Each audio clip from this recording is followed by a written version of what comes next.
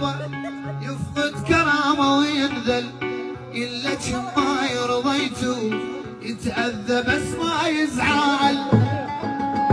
ما الشاعر ابراهيم الفداوي.